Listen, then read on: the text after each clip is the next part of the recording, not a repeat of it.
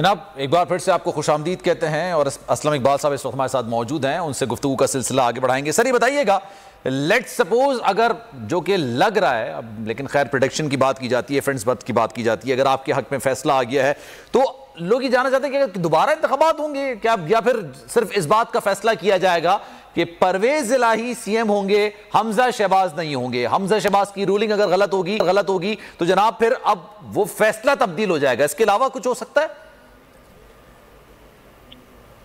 देखिए सलमान, मसला ये है कि असेंबली के अंदर एक वोटिंग हो चुकी है और उस वोटिंग के नंबर्स आ चुके कि किसको कितने वोट पड़े हैं। डिप्टी स्पीकर ने, आपको याद होगा कि जब उनके पास काउंट किया था कि किसको कितने वोट पड़े हैं, तो उन्होंने अनाउंसमेंट की कि 10 वोट्स जो हैं वो काफली के क्यों के हैं, 176 वोट जो हैं वो पीटीआई के हैं, तो 186 वोट उनके आए हैं और इसी तरह 179 टोटल वोट जो है वो हमजा को पड़े हैं।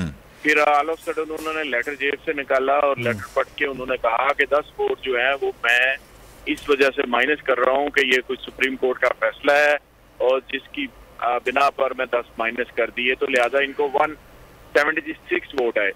जब 10 वोट ही आपने माइनस कर दिया और कैंडिडेट की कैंडिडेचर ही आपने माइनस कर दी है, तो पूछने वाला सवाल डिप्टी स्पीकर से ये था, जो उन्होंने हमें टाइम नहीं दिया बोलने का, कि फिर 176 वोट किसको पड़े हैं। अगर आपने चौधरी परवेज इलाही साहब के 10 वोट कैंसिल कर दिए तो फिर क्या वो क्यू को पड़े थे या किसी और को पड़े थे या पीटीआई को पड़े थे? मैंने उसका जवाब नहीं उन्होंने दिया। तो इलेक्शन तो दोबारा नहीं जो नजर आता है बदी नजर में, वो इलेक्शन तो दोबारा नहीं। तो मेरे ख्याल से इससे पहले भी एक सादिक संजरानी वाले मामले पे शायद दिया हुआ था, यूसुफ रजा गिलानी के वाले मामले पर, कि जनाब उन पे भी वोट तो पड़े थे लेकिन उन्होंने फिर उसको कैंसिल कर दिया था। कहा था जनाब देखें ये मोहर दोनों के बीच में लगी है, मोहर सही कैंडिडेट पर नहीं लगी, इस वजह से इसको कैंसिल किया जाता है। काउंट तो कर लेते हैं लेकिन फिर बाद में कैंसिल करते हैं।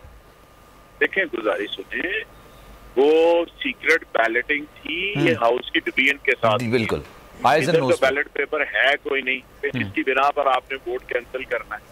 ये तो सीधा सीधा है, आइन की जो शिक है 63A1, उसके तहत जो पार्लियामेंट लीडर होता है वो सारे मामला करता है हाउस के अंदर। सही है। और उसके बाद अगर डिफेक्शन क्लॉज लगनी हो तो फिर पार्टी का जो लीडर होता है, हेड होता है, वो ईसीपी को अपना केस को भेजता है। ये दो मुख्तलिफ चीजें हैं।